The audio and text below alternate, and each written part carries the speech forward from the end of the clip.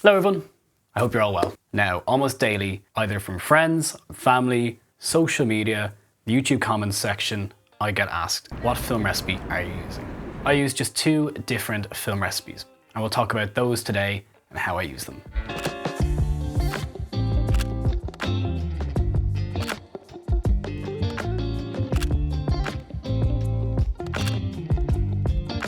To clarify something real quick, 95% of the images that I share here on YouTube are RAWs that I've edited in Capture One, as I shoot both RAW and JPEG at the same time. I use those JPEGs for social media, sending photos to friends and family really quickly, and ultimately they are the inspiration for the RAWs that I will edit later on. I try to get my JPEGs straight out of camera as close to the RAW edits that I'm expecting to do. The RAW images that have been edited are then used for my website, for here on YouTube, or for prints and that sort of thing. Editing photos is a fun time for me, and I do like having a bit of extra control sometimes over how they turn out. That being said, if I didn't like editing RAW images, I'd be more than happy with the JPEGs themselves, and I could definitely see a future version of me shooting JPEG only. The JPEGs are very, very solid. What's important to note is that I shoot with a 1/8 black pro mist filter on all of my lenses and on all of my cameras, as I love how it softens the images, blooms the highlights, and reduces the overall super sharp modern camera look. Don't worry though, if you don't have a black pro mist filter, you don't need one, and these film sim recipes will look great without them all the same. This Fujifilm X100VI is the camera that I do the vast majority of my shooting with nowadays, and so these film sim recipes have been developed using the film simulations on this camera. What that means is that some of the older cameras like the X-T4 and the X-T20 with older processors don't have some of the same film simulations as this X100VI.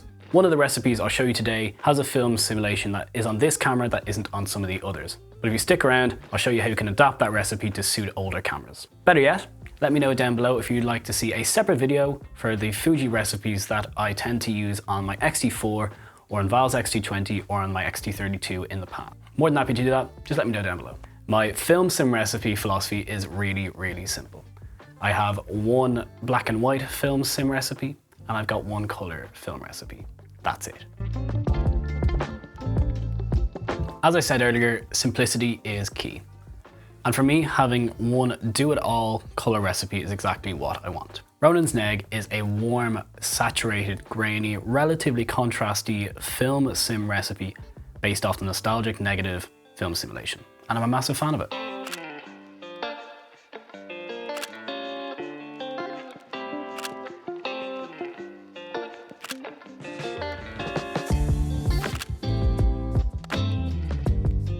I use an auto white balance with a color shift of +2 red and -5 blue, and I find it works well in most situations. Particularly well in daylight, golden hour, just well-lit occasions is when I tend to shoot the most, and is when I find this works best, but it works generally okay in most scenarios. Nostalgic Neg as a film sim can lean fairly warm in the shadows, so if you're doing nighttime photography, you may notice that, and that's when sometimes I think this film sim may not be the best suited. I don't do a huge amount of nighttime photography, and if you do, this may not be the best color sim for you, but just so you're aware, can lean quite warm in the shadows, which is something I like.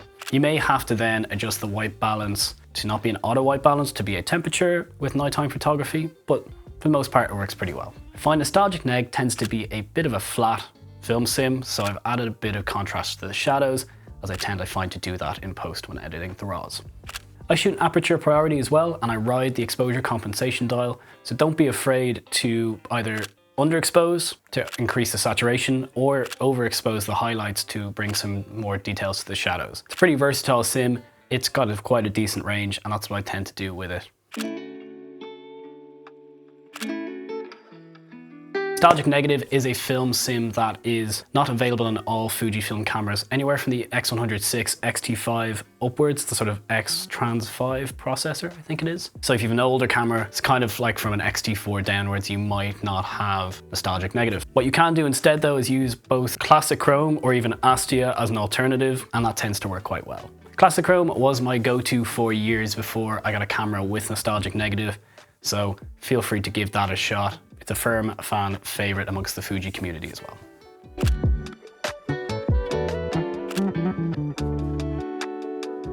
Top tip for this, as well as for any other color sim, is using the Kelvin white balance alongside your color shift. Different Kelvin temperatures will give you vastly different results, and if you want a more golden hour feel or a much cooler look and the camera isn't giving you what you want, it's a very powerful tool to get your images closer to where you want it to be. Sometimes your camera doesn't get the white balance right, so yeah, the Kelvin temperature tool is very, very handy.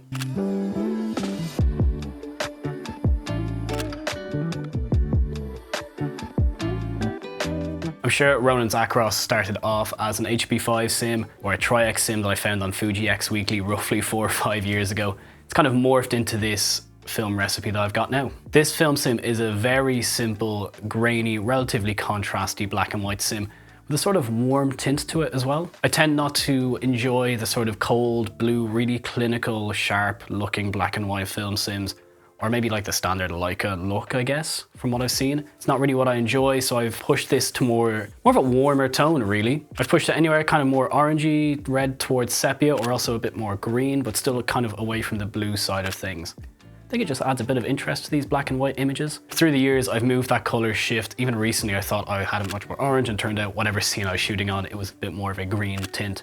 Feel free to play around with it, but the basics of this are a very versatile black and white film recipe. I've also deliberately not made this an incredibly contrasty film sim, leaving it open to interpretation, and also just if you want to send it to yourself and add a bit of extra contrast later, you can. If you want to do it in camera, great, feel free to manipulate the highlights and shadows a bit more as you see fit. These JPEGs are actually incredibly editable in post, or just on your phone as I tend to do if I want a bit more extra contrast in there.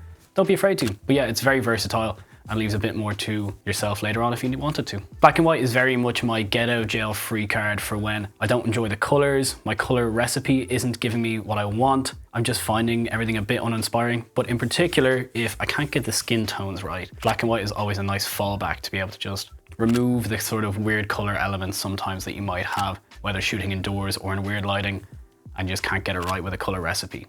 It's also a very classic look, and everyone should really have a black and white film sim up their sleeve. Acros is a film sim that I'm fairly sure is on all Fujifilm cameras, young or old, so you should be able to adapt this slightly to whatever Fujifilm camera you have. I'll be honest, I've never used the monochrome film sim, not because it's bad, but because anytime I've used Acros, it's been really easy to get good results very quickly. Let me know if you have a monochrome film recipe down below, I'd love to try one. But yeah, Acros is a very solid base for a film recipe.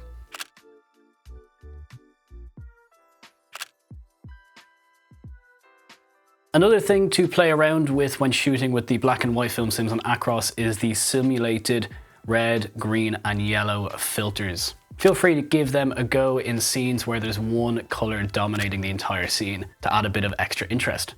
So if you've got a blue sky, mess around with some of the different filters, or it's a scene that's just dominated with one particular color either in the background or the foreground or your subject. It can sometimes add contrast, reduce the contrast, or just change the overall mood of an image. I'd love to say I know what they do scientifically and the sort of physics behind it, but I don't. I leave mine on the +YE yellow filter because I find that works the most often for me. Have a go, have a play around, they're quite fun to use. As I said earlier, everyone should have a black and white option on their camera. Ronins Neg should serve you pretty well.